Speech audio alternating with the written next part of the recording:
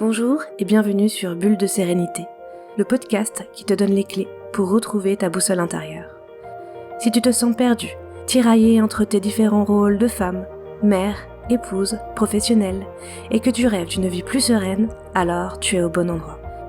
Je suis Emmeline Kiastolite, guide de méditation, et j'ai à cœur de t'accompagner pour que tu puisses te reconnecter à toi, vivre une vie plus alignée avec qui tu es vraiment et avancer chaque jour dans la bonne direction.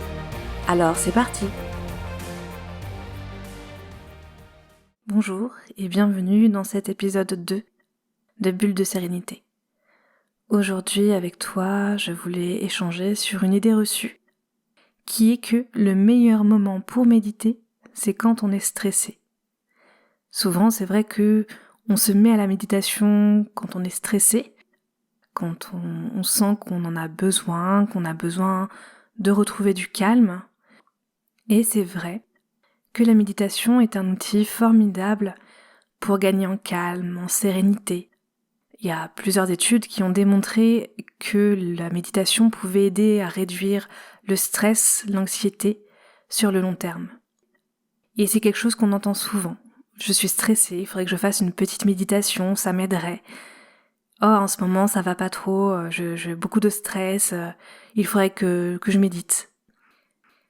Mais finalement, je vais te montrer pourquoi ce n'est pas forcément la meilleure idée.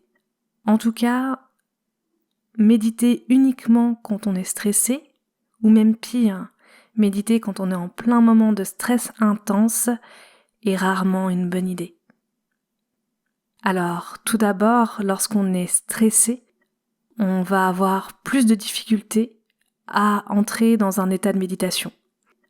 Lorsqu'on ressent beaucoup de stress, on a le cœur qui bat plus vite, la respiration qui est plus rapide, et du coup, le corps va avoir plus de travail à faire, entre guillemets, plus de chemin à parcourir pour revenir à un moment de calme, de sérénité, avec la respiration plus lente, avec le cœur qui bat plus lentement. Donc ça va prendre plus de temps de passer d'un état de stress à un état méditatif. Et puis, quand on est stressé, ce n'est pas seulement dans le corps, c'est aussi dans la tête. Et finalement, dans les moments de stress, on a beaucoup de pensées qui viennent accaparer notre esprit. Beaucoup de choses qui nous préoccupent, qui nous angoissent, que ce soit des choses passées, des choses futures. On va avoir plus facilement tendance à ressasser tout ça. Et du coup, lors de la méditation, lorsqu'on va chercher à accepter ces pensées et à les laisser partir, ça va être plus difficile. Elles vont davantage s'accrocher à notre esprit, prendre beaucoup plus de place, ce qui va être compliqué pour revenir à un état plus serein. Et finalement, tout ça, ça fait que la séance de méditation, lorsque tu es stressé, va être plus complexe, plus compliquée, ce qui peut amener à du découragement. Et si tu débutes dans la méditation, tu risques d'abandonner plus rapidement, en te disant que finalement, ce n'est pas pour toi et que la méditation ne fonctionne pas contre ton stress à toi. Alors que simplement, c'est effectivement, même pour des personnes qui méditent depuis plus longtemps, c'est compliqué de méditer lorsqu'on est plus stressé. À l'inverse, si tu prends l'habitude de méditer lorsque tu es dans un état plus neutre, alors tu pourras plus facilement entrer dans un état de méditation. Ton corps aura moins de chemin à parcourir pour retrouver le calme, pour apaiser ta respiration et ton rythme cardiaque. Tes pensées seront plus éparses et tu auras plus facile à les laisser partir. Et ainsi, tu pourras mettre en place des habitudes, des mécanismes que tu pourras activer de façon plus simple par la suite. Tu vas pouvoir t'entraîner sur cette base neutre, entre guillemets, pour prendre l'habitude de méditer, pour que ce soit plus simple en tout temps, et que ce soit plus simple également lorsque le stress est un peu plus présent. Par exemple, si tu apprends à observer ta respiration, ou si tu apprends à accepter et laisser partir tes pensées, au début c'est difficile, pour tout le monde. Mais au fur et à mesure, ce sera de plus en plus facile. C'est finalement comme un sport. Si tu commences la musculation, tu vas plutôt commencer avec des petites haltères, avec des mouvements, des situations plutôt faciles, ce qui va te permettre de bien comprendre le mouvement que tu dois faire, les muscles que tu dois activer, et t'assurer que tu fais bien ce mouvement-là et que c'est efficace pour toi. Et ensuite, tu peux augmenter tes poids, te challenger un peu plus et aller de plus en plus loin dans ta musculation. C'est exactement la même chose en méditation.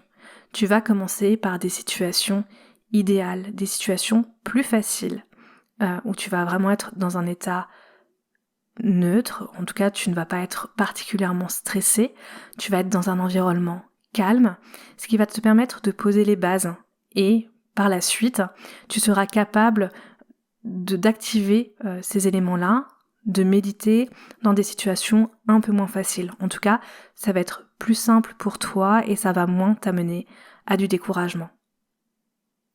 Et le fait que ce soit simple, que ce soit des habitudes, des mécanismes que tu aies l'habitude de mettre en place, ça va permettre justement d'être proactif par rapport à tes moments de stress, ça va te permettre de limiter justement ces moments de stress.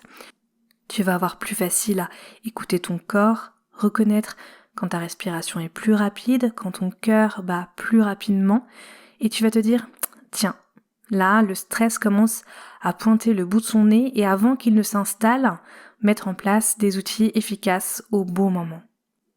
Parce que finalement, la méditation, ça va être un outil sur le long terme. Certains changements vont être très rapides, tu vas pouvoir assez rapidement voir les bénéfices de la méditation après quelques séances seulement, mais d'autres prennent beaucoup plus de temps et ne se voient que séance après séance après séance sur le plus long terme. Ça va être des changements qui vont être à peine perceptibles et qui vont t'aider au quotidien à gérer plus facilement ton stress et ton anxiété. Le dernier point à prendre en compte, c'est que la méditation a bien d'autres bienfaits que la réduction du stress.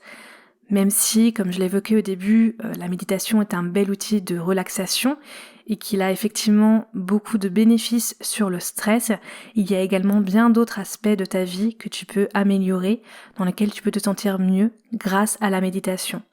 Elle peut par exemple t'aider à gagner en concentration, en attention, à avoir les idées plus claires de façon globale. Elle peut également te permettre de développer ta créativité, ton empathie, ta compassion. Tout ça va vraiment avoir un effet global sur ta vie et sur la façon dont tu te sens. Au final, tout ça me fait dire que lorsqu'on lie la méditation au stress, effectivement, la méditation est un outil puissant contre le stress et l'anxiété. Mais attention, ce n'est pas un outil immédiat que l'on peut appliquer lorsqu'on est dans un moment de stress intense. C'est plutôt un outil à mettre en place dans sa vie sur le long terme pour aider d'un point de vue vraiment global sur son quotidien. Voilà, j'espère que tous ces éléments t'auront amené à découvrir davantage la méditation et à mieux comprendre comment est-ce qu'elle agit. Et je te dis à bientôt pour un nouvel épisode. Merci d'avoir écouté cet épisode. Si ce podcast te plaît, n'hésite pas à lui mettre 5 étoiles sur ta plateforme d'écoute préférée et à le partager autour de toi. Et pour continuer la discussion, rejoins-moi sur les réseaux sociaux. Tous les liens sont dans la description. À bientôt!